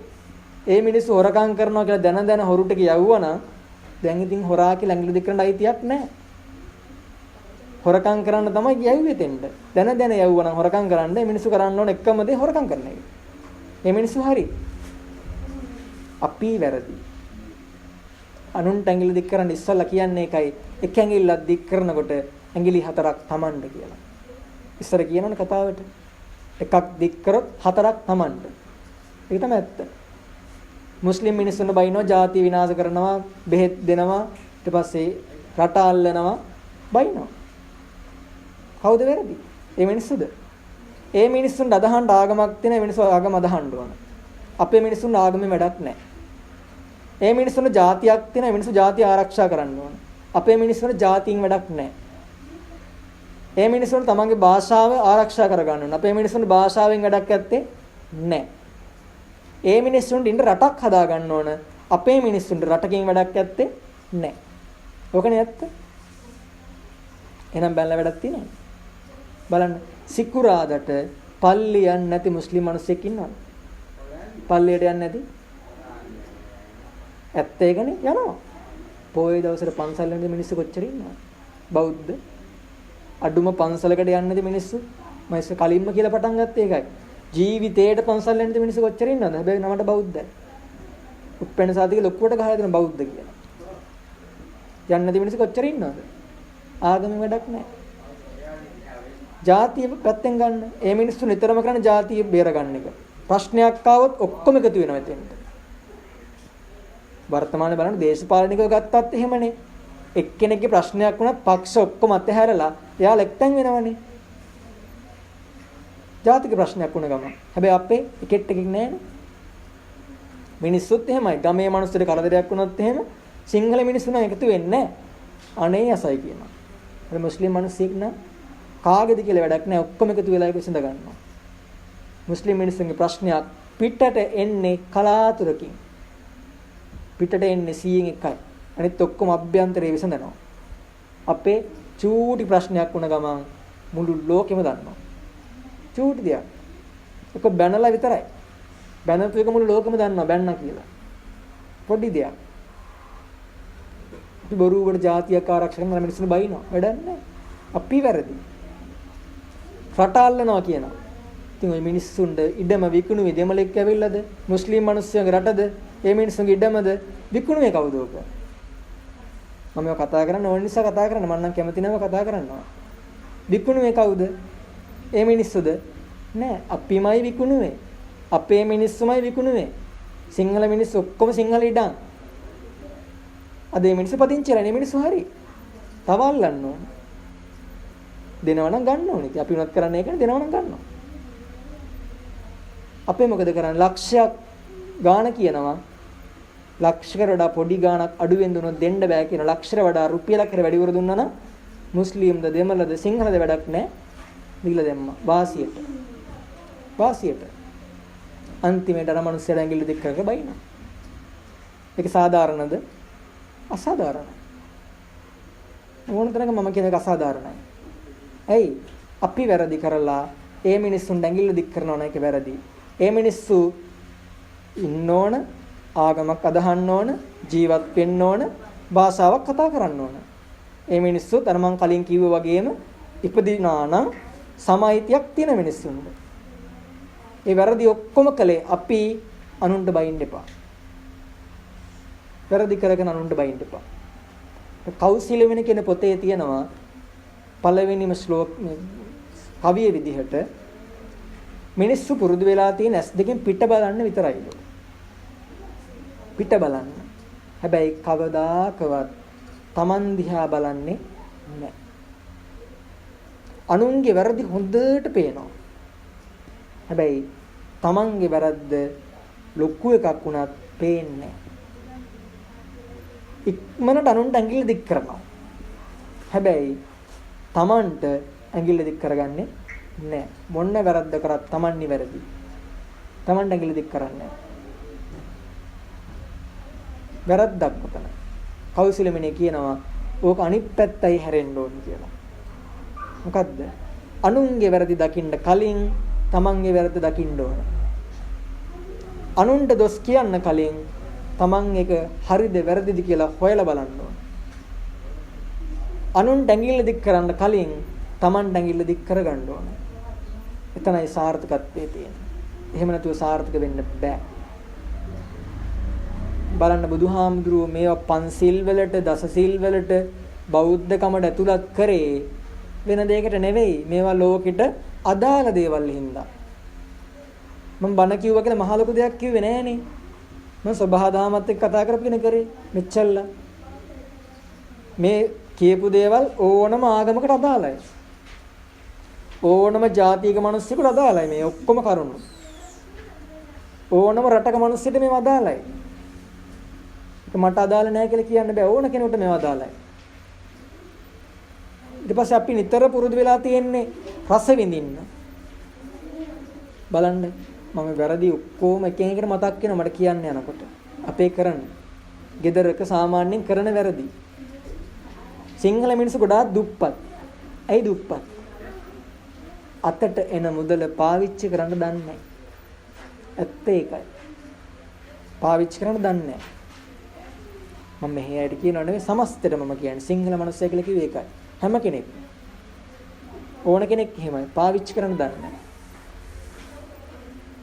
නිකන් හිතන්න ගෙදරක වර්තමාන විද්‍යාඥයෝ ගවේෂණයක් කරලා කියනවා ළමයෙක් විනාශ වෙන්නේ උදේවරුේ හෝ දවල්වරුේ නෙවෙයි. ඕන ළමයෙක් රෑ 10යි රෑ 8යි උදේ 5යි අතර ළමයි විනාශ වෙන්නේ රෑ 8යි උදේ 5යි අතරලු. නිදින වෙලාවනේ. නිදින වෙලාව නේද? හැබැයි ළමයි විනාශ වෙන්නේ ඒ වෙලාවට. ඇයි? උදේ දවල් නෙමෙයි රෑ 7ට කෑම කාලා අම්මයි තාත්තයි ඉඳ ගන්නවා ටීවී එක ළඟ. ළමයාට කියන ගිහින් පාඩම් කරපන්. ළමයා පාඩම් කරනවා. නෑ එක්ක ෆෝන් එකක් දිහා බලාගෙන ඉන්නවා. එක්ක කම්පියුටර් දිහා බලාගෙන ඉන්නවා. එක්ක වෙන මොන හරි දෙයක් දිහා බලාගෙන ඉන්නවා. ඔනන්නක දෙයක් කර කර ඉන්නවා. අම්මයි තාත්තයි ටීවී පෙරහැරනේ යන්නේ පෙරහැරක් යනවනේ. ඕක දිහා බලාගෙන ඉන්නවා. පෙරේද පත්තරේ තියෙනවා ලංකාවේ දවසකට දික්කසාද 400ක් වෙනවා කියලා. දවසකට දික්කසාද 400. වර්තමාන පෙරේද පත්තරේ තියෙන්නේ. කියවලා බලන්න. ඇයි? ටෙලි පෙරහැර යන්නේ ඕවනේ. ගහගන්න ඒවා, පෞල් ප්‍රශ්න, මරා ගන්න ඒවා, දික්කසාද වෙන ඒවා ඕවනේ යන්නේ. ආයෙව තමයි කරන්න ඕනේ. පෙන්වන්නේ ඒකනේ. හරි හැමදාම කරන දික්කස දවසකට 400ක් දික්කසාද. අය සංවර්ධනය වෙයිද? නෑ. ආධ්‍යාත්මික පිරිහිලා. බාහිරින් නෙවෙයි ආධ්‍යාත්මික සම්පූර්ණ පිරිහිලා ඉන්නේ. මිනිස්සයා වර්තමානයේ ලංකාවේ. ලෝකෙම සියදිවි නසා ගන්න තැන් වලින් පළවෙනි තැනට ඇවිල්ලා තියෙනවා. අසභ්‍ය දර්ශන බලන පැත්තෙන් පළවෙනි තැනට ඇවිල්ලා තියෙනවා. මත්ද්‍රව්‍ය පැත්තෙන් පළවෙනි තැනට ඇවිල්ලා තියෙනවා. ලංකාව. ගොඩාක් මත්ද්‍රව්‍ය පාවිච්චි කරන ළමයි. තරුණ මහලුවයි නෙවෙයි ළමයි පාවිච්චි කරන්නේ. වර්තමානයේ මේවා මම කියනේව නෙවෙයි ගවේෂණ කරලා රිසර්ච් කරලා හොයාගත්තේ ඒවා මේ ඔක්කොම මම කියන්නේ නිකන් නෙවෙයි ටෙලි පෙරහැර බලන් දෙපා ඔය මගුල් බලන් දෙපා කාලකන්ණි වැඩක් ඕක කාලකන්ණි වැඩක් ඕක ඇති වැඩක් තියෙනද ඔක දිහා බලන් ඉඳලා ඒ වෙලාවේ ළමයෙකුට අකුරක් කියලා දෙන්නකෝ ළඟට ගිහිල්ලා අකුරක් කියලා දෙන්න නැත්නම් ළමයාගේ තනියට ඉන්න අඩුන ළඟට ගිහිල්ලා ඔය අනම්මනම් බලන වෙලාවේ ප්‍රයෝජනයක් නැති වේද බලන්න. අද කාලේ අම්මා තාත්තා අඳුරන්නේ නැති ළමයි ඉන්නේ. ඇයි? අම්මගේ ආදරේ ළමයිට දැනෙලා නැහැ, ලැබිලා නැහැ. හම්බ කරලා ළමයින්ට ගෙනත් දුන්න පළියට ආදරේ දැනෙන්නේ නැහැ. කණ්ඩ බොණ්ඩ දුන්න පළියට ආදරයක් දැනෙන්නේ නැහැ. එයාලත් එක්ක ඉන්න ඕන. ඒක දැනෙන්න නම්. අද මහලු නිවාසම කීයක් තියෙනවද ලංකාවේ? කොච්චර තියෙනවද? මහලු නිවාස විතරක්. ඔය කී දහක් ඉන්නවද? ඒ ඉන්නේ නිකන් අම්මලා නෙවෙයි. කෝටිපතියෝන්ගේ අම්මලා තාත්තලා ඉන්නේ. ඩොක්ටර්ස්ලාගේ අම්මලා තාත්තලා ඉන්නේ. ගුරුවරුන්ගේ අම්මලා තාත්තලා ඉන්නේ. උසස් නිලතල දරන නිලධාරීන්ගේ අම්මලා තාත්තලා ඉන්නේ. මොලේ හැදුවා හැබැයි හදවත හැදුවේ නෑ ළමයි. හදවත හදන්න මොලේ හදලා බෑ. මොලේ හදලා කරන්න පුළුවන් දෙයක් නෙවෙයි ඒක. හදවත වෙනම හදන්න ඕන. ඒක හදලා නෑ. මොලේ හදනවා. උදේ ඉඳන් රෑ 10 වෙනකන් ටියුෂන් නේ මොලේ හදනවා. හැබැයි හදවත හැදිලා නෑ. දෙයක් දරා ගන්න ළමයින්ට කියලා දීලා නෑ. පරාජය කියලා දීලා නෑ, දිනුම විතරයි. සල්ලි විතරයි. හම්බ කිරීම විතරයි. ඉතින් පිට කිසිම දෙයක් ළමයින්ට කියලා දීලා නෑ. පන්තියේ පළවෙනිය වෙන ළමයා දෙවනියා වෙච්ච ගමන් එක්ක වහබනවා. එක්ක බෙල්ලියල දා ගන්නවා. ඇයි? දෙවනියා වෙන්න කියලා දීලා නෑ ළමයින්ට. පරාජය කියලා දීලා නෑ. දිනුම විතරයි. පොඩි පාඩුවක් වෙච්ච ගමන් අතහැරලා දානවා. පොඩි පාඩුවක්. ඇයි? පාඩුව විඳ දරා ගන්න කියලා දීලා නැහැ. සැප විතරයි. සැප දෙනව ඕන තරම්. උයන්න දන්නෙත් නැහැ, ලියන්න දන්නෙත් නැහැ, කතා කරන්න දන්නෙත් නැහැ, හැසිරෙන්න දන්නෙත් නැහැ, කන්න බොන්න දන්නෙත් නැහැ ළමයි. මේ කිසිම දෙයක් දන්නේ නැහැ. උයා ගන්න දන්නේ හදිසියේ ගෙදර කවුරුත් හිටියේ නැත්තම් කඩෙන් තමයි. ආයි උයා ගන්න බෑ. හදි සම්බෝලයක්වත් හදා ගන්න බෑ. අඩුම. බත් එකට වතුර ටිකක් තියා ගන්න බෑ ළමයින්ට.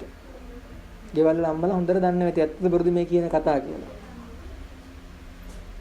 බත් එකට වතුර තියා ගන්න දන්නේ අඩුම. කොහොමද කන්නේ? කඩෙන් තමයි කඩ පොසත් වෙනවා. ඔය මිල මුදල් නැති වෙන විදිහ නෙවෙයිද? නැති වෙනවා. ඒ වගේ වෙන්නේ. ඒක දුප්පත් වෙනවා කියන්නේ. සම්බෝලයක් හදාගන්න බෑ කියන අර උයන්න දෙයක් නැහැ නේ. සම්බෝලයක් හදන්න පොඩි දෙයක් නේ තියෙන්නේ. ඒක හදාගන්න බෑ. ඒකත් අර කඩෙන් ගෙනලා තමයි කන්නේ සම්බෝලි. කඩේ තියෙන සම්බෝල හදපුවා. බත් එක උයලා තියෙනවා, සම්බෝලේ හදලා තියෙනවා, පරිප්පුව හදලා තියෙනවා. ආයේ මාළු හොද්දක් හදලා තියෙනවා. ඉන්දියාප්ප ටික තම්බලා තියෙනවා, පිට්ටු ටික තම්බලා තියෙනවා කඩේ. කැවුම් ටික තියෙනවා, කොගෙස් ටික තියෙනවා. අවුරුදු කාලේ දැන් ළඟයිනේ. කඩේට ගියා ගෙනාවා. හරි ලේසි වෙලා. හැබැයි වා කාපු ගමන් ලෙඩ්ඩු. ප්‍රශ්න. ඇති වැඩකුත් නෑ. බලන්න මේ ඔක්කොම අපිද කරගත්තේ අනුන්ද කරේ කියලා අපි විහිං කරගත්තේ මේ ඔක්කොම. බොරු කාර්ය බහුලත්වයක් හදාගෙන බොරුවට විනාශ වෙනවා. ඔය ඔක්කොම අපි හැදෙනවා නම් අපි සාර්ථකයි. සාර්ථක වෙන්න කියන මම ආගමික වශයෙන් කතා කරන්නේ. තමන් ස්වාධීනව සාර්ථකයි. තමන් කාටවත් ණය නැහැ. තමන්ගෙන් කාටවත් හිංසාවක් නැහැ. තමන් නිසා කාටවත් කරදරයක් නැහැ. ඒකනේ ජීවත් වීම කියන්නේ. ලෝකේ හිටපු ධනවතෙක් ඇපල් සමාගමේ ලොක්කා. මම වැඩිපුර බණ කියන්නේ නැහැ. ඉක්මනට ඉවර කරනවා. ඇපල් සමාගමේ ලොක්කා. මැරෙන්න සතියකට කලින් මොකද කියන්නේ? මට ලෝකේ භාගයක් විතර ගන්න සල්ලි තියෙනවා. හැබැයි මං අද වෙනකන් ජීවත් වෙලා නැහැ. මට තව ජීවත් වෙන්න පුළුවන් කොච්චර කාලයක්ද? සතිය. අඬා කියනවා. මනුස්සයර ලේපිලිකාවක් හැදිලා දන්නෙත් නෑ. අඟ පුරා ලේපිලිකාව ගිහිල්ලා මැරෙන්න සතියකට කලින් ડોක්ටර්ස්ලා කියනවා ඔයාලා තව ජීවත් වෙන්නේ සතියයි. කරන ඕන දෙයක් කරගන්න සතියයි තියෙන්නේ කියලා. එදා තමයි මනුස්සයා ප්‍රකාශයක් කරලා වැඩ බාර දෙන අනිත් අයට මට ලෝකේ භාගයක් විතර ගන්න සල්ලි තියෙනවා. මම ડોක්ටර්ස්ලාගෙන් ඉල්ලා හිටිනවා මට තව මාස 3ක් ජීවත් වෙන්න හදලා දෙන්න කියලා. මාස 3ක්. ඇයි? මම හම්බ කරපු සල්ලි වලින් මට ජීවත් වෙන්න ඕන. මම අද වෙනකන් ජීවත් වෙලා නැහැ. හම්බ කරා විතරයි. හම්බ කරලා තියෙන හැබැයි ජීවත් වෙලා නැහැ. මට ජීවත් වෙන්න ඕන මාස 3ක් ඉන්න දෙන්න කියලා. එහෙම ඉල්ලුවට මරණය බලන් ඉන්නේ නැහනේ. එයා වෙලාවට එනවා. ආයේ මට අද මැරෙන්න බෑ කිව්වට සමාවක් නැහැ. මැරෙන්න දවස ආවනම් යන්න ඕනේ. කවුදකින්ද මන්ද වැඩක් නැහැ. වයසෙන් වැඩක් නැහැ. ධනයෙන් බලයෙන් වැඩක් නැහැ. යන්න වෙලාව ආවන යන්න ඕන. කොච්චර සල්ලි තිබ්බත් අර කිව්ව වගේ මිනිස්සයා සතියෙන් මැරෙලා යනවා. කෝටිපතිය, ලෝකෙම බිලියනපතිය. වැඩක් නැහැ. කොච්චර සල්ලි තිබ්බත් වැඩක් නැහැ. ජීවත් වෙලා නැහැ. මැරෙන වෙලාව යඬාඬානේ මැරෙන්නේ. වැඩක් තියනවද එහෙනම්? ලෝකෙ ඉපදුනේ විඳවන්ට නෙවෙයි විඳින්ට. අපි මොකද කරන්නේ? විඳවනවා විඳින්නේ නැහැ. ඒකයි වෙලා තියෙන්නේ. ඒකයි සතුටක් නැත්තේ කිසිම කෙනෙක්ට සතුටක් නැහැ. තමන් හිතලා බලන්න තමන් ගැන. ලෝකෙට කියන්න ඕනේ නැහැ. තමන් ගැන හිතලා බලන්න. තමන්ට ඇත්තටම සතුටක් තියනවද කියලා. ජීවිතේ සතුටු වෙච්චි තප්පර ගණන් කළ බලන්න කීයක් තියෙද බලන්න අඩුම තරමේ. එක තප්පරයක් සතුටින් ඉඳි ඊළඟ තප්පරය අඬනවා. එහෙමනේ. එක දවසක් සතුටින් හිටියොත් මාසයක් අඬනවා. ඒ දවස වෙනුවෙන්. අපි සතුටු වෙන්නේ හොඳ දෙයකින් නෙවෙයි. අයහපත් දෙයකින් සතුටු වෙන්නේ. ඒ සතුට తాවකාලිකයි. වැඩි කල් පවතින්නේ නැහැ. අන්තිමට විඳවනවා. ඒ නිසා ජීවිතේ විඳවන්න පුරුදු වෙන්න එපා.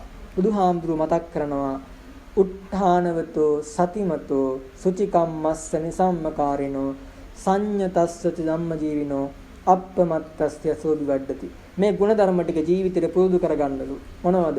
උත්ථානවතෝ උත්සාහවත් වෙන්න. සතිමතෝ කරන දේ කල්පනාවෙන් කරන්න. සුචිකම්මස්ස නිසම්මකාරිනෝ හොඳ දේවල් විතරක් කරන්න. තව කෙනෙක්ට අයහපතක් වෙන දේවල් කරන්න යන්න එපා. හොඳ දේ විතරක් කරන්න. ධම්ම ජීවිනෝ යහපත් ජීවිතයක් පවත්වා ගන්න. යහපත් ජීවිතයක්. ඊට පස්සේ ඉන්ද්‍රිය සංවරතාවය ඇති කරගන්න. තමන්ගේ ඇස, කන, නාසය, දිව, ශරීරය ප්‍රමාණයක් ඉතු විඳින්න. රූපේ බලන්න නමුත් ප්‍රමාණයකට. ශබ්ද අහන්න ප්‍රමාණයකට. කැම්බීම කණ්ඩ හැබැයි දැනගෙන හොඳ නරක දැනගෙන ප්‍රමාණවත්ව. සෙන් පවුඩර් ක්‍රීම් පාවිච්චි කරන්න ප්‍රමාණවත්ව. සමට. උට ඇස කන නාසය දිව ශරීරය සම මේ පහ මනාව සංවර කරගත්තොත් තමන්ගේ ජීවිතය සාර්ථකයි. බුදුදහමේ කියනවා කරුණු පහක්. මොකද්ද? සාර්ථක වීමේ මාර්ගය. ඕන කෙනෙක්ට මේ කරුණු පහෙන් සාර්ථක වෙන්න පුළුවන්. ඉගෙන ගන්න කෙනෙක්ට, රැකියාවක් කරන කෙනෙක්ට, ඕන කෙනෙක්ට මේ කරුණු පහෙන් සාර්ථක වෙන්න පුළුවන්. මොනවද? පළවෙනි එක උත්සාහය තියෙන්න ඕන. උත්සාහය තියෙන්න ඕන. කරන්න. ඊළඟ එක කැපවීමක් තියෙන්න ඕන. කැප වෙන්න ඕන. ඒ කරන දේ වෙනුවෙන් කැපවීමක් කරන්න ඕන. කැපවීම නැත්නම් ඒ දේ කරගෙන යන්න බෑ ඉදිරියට. කැප වෙන්න ඕන. අදිෂ්ඨානයක් තියෙන්න ඕන. මං කොහොම හරි මේ දේ කරනවා කියලා. මොන ප්‍රශ්නාවක් දරාගෙන ඉදිරියට යන්න අදිෂ්ඨානයක් තියෙන්න ඕන. ඊට පස්සේ තමන් ළඟ ආත්ම විශ්වාසයක් තියෙන්න ඕන. මට පුළුවන් කියලා. මට බෑ කියන එක නෙවෙයි. ඇත්ත කතාව බෑ කියන කෙනාට බෑ. බෑ කියන කෙනාට බෑ.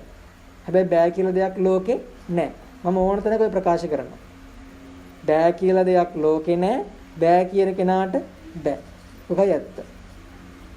හොඳට ලෝකෙ දිහා හොයලා බලන්න. බෑ කියපු මිනිස්සු හිටියානම් මේ ගෙවල් නැහැ.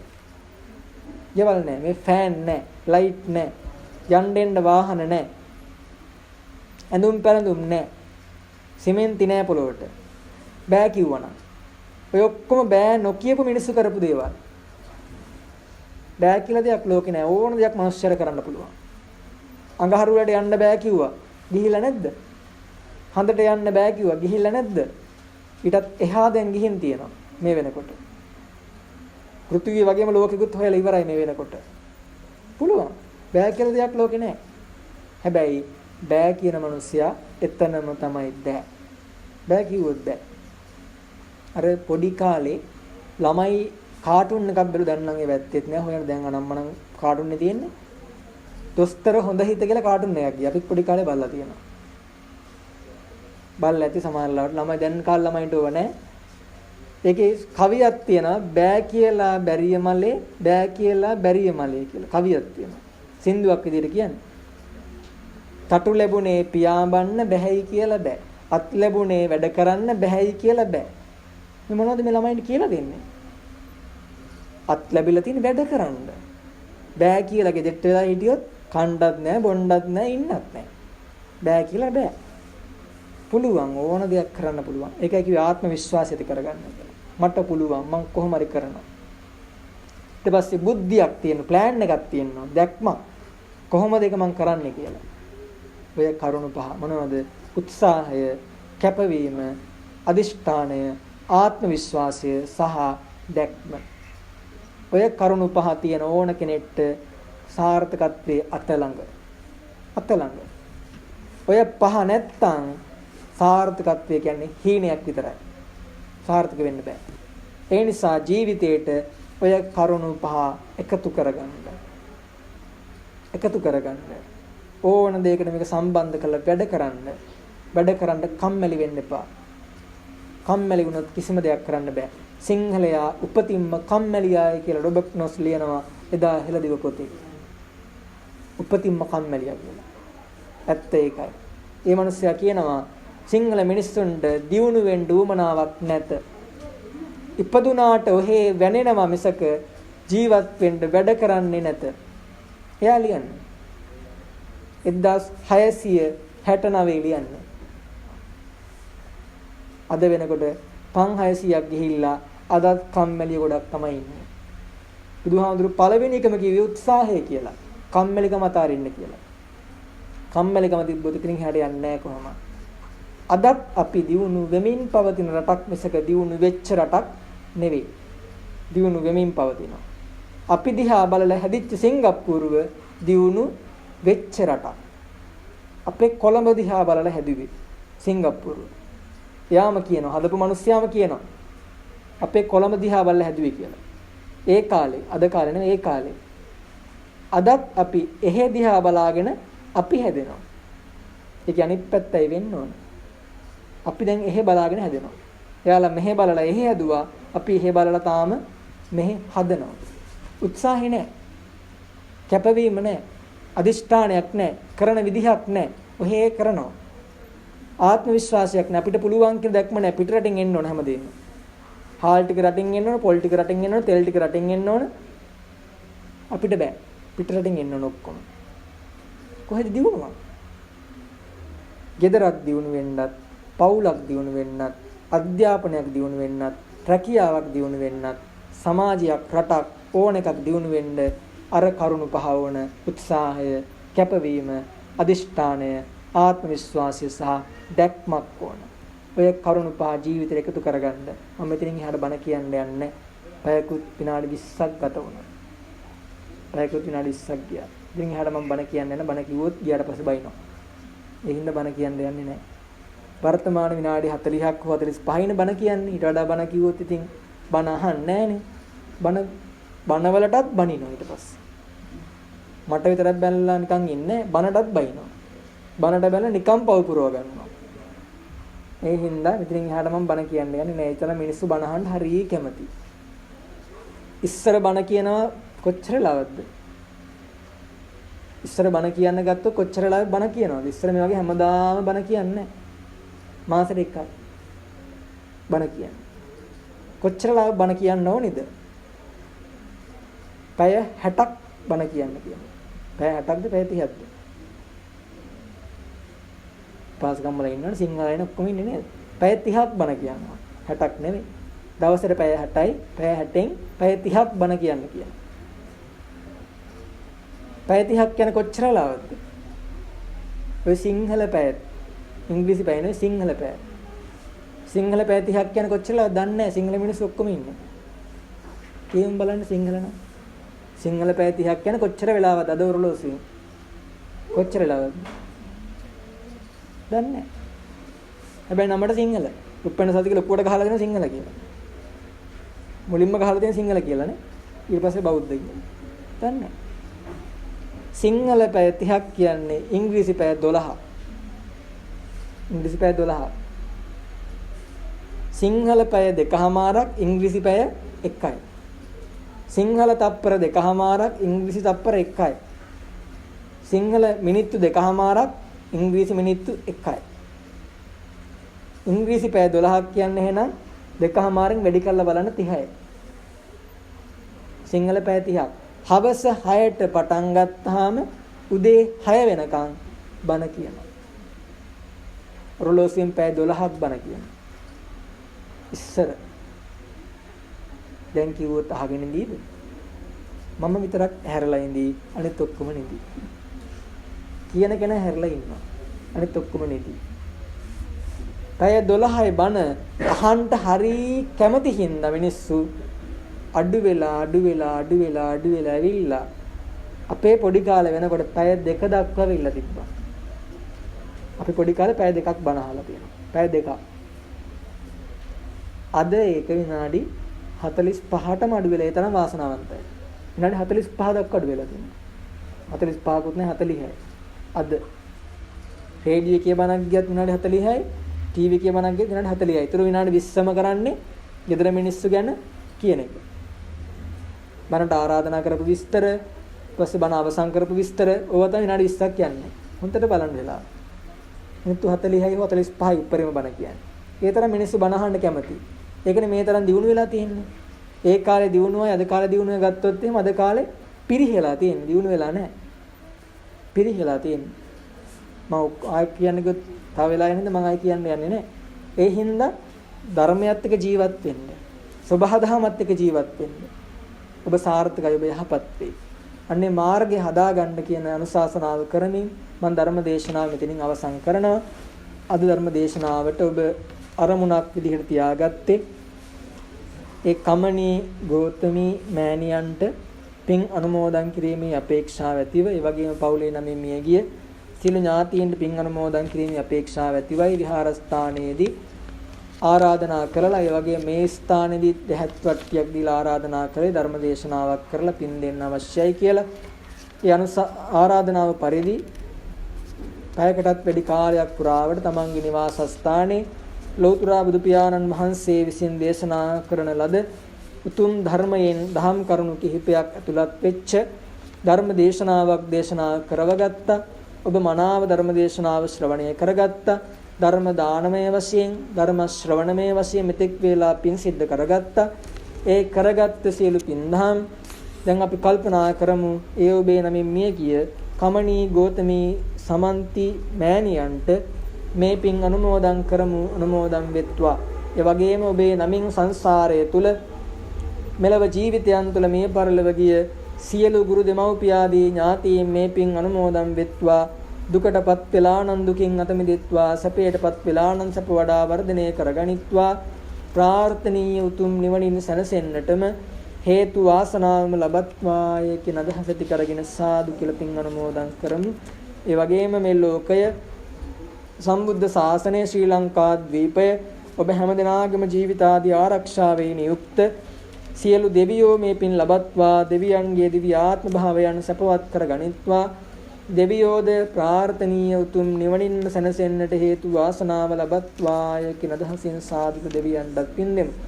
ඒ වගේම මේ පින් ධම්මයේ නිරත වුණ ඒ කමණී ගෞතමී මෑණියන්ගේ දුවදරුවන් ඥාති හිතයිශීන් ඇතුළු මේ හා සම්බන්ධ වුණ ඔබ හැම දිනාටත් මේ කුසල් එකාකාරීව හේතු ප්‍රත්‍ය වේවා. උතුම් වූ ත්‍රිවිධ රත්නයේ ආශිර්වාදය, සතර දළදා වහන්සේගේ ආශිර්වාදය, විජයශ්‍රී ජයශ්‍රී මහබෝධීන් වහන්සේගේ පිහිට රැකවරණය උදා වේවා. කායිකව මානසිකව ඇති වෙලා තිබෙන, ඇති වෙන්නට තිබෙන සියලු අපල උපද්‍රව, කරදර බාධක, රෝග උපද්‍රවයන් දුරු වේවා. නිදුක් නිරෝගිමත් භාවය චිර ජීවනයේ උදා කරගෙන සාර්ථක වූ ජීවිතයන් ගත කරන්නට මෙලොව වශයෙන් මේ පින් හේතුකාරක වේවා. බෞද්ධයන් විදිහට ප්‍රාර්ථනා කරන උතුම් නිවන පිණිස මේ කුසල් හේතු සාධකයන්ම වේවාය කියලා සාදු කියලා ප්‍රාර්ථනා කරගමු. ඔහොම වැඳගමු. සබ්බීතියෝ විවජ්ජන්තු සබ්බ රෝගෝ විනස්සතු මාතේ භවත්වන්තරායෝ සුඛී දීඝායුකෝ භව අභිවාදන සීලිස්ස නිච්ඡං වද්දාපචායිනෝ චත්තාරෝ ධම්මා වඩ්ඩಂತಿ ආයුවන්නෝ සුඛං බලං ආයුරාෝග්‍ය සම්පatti සග්ග සම්පatti මේවච අතෝ නිබ්බාන සම්පatti ඉමිනාතේ සමිජ්ජතු. සිදනාටම තෙරුවන් සරණයි.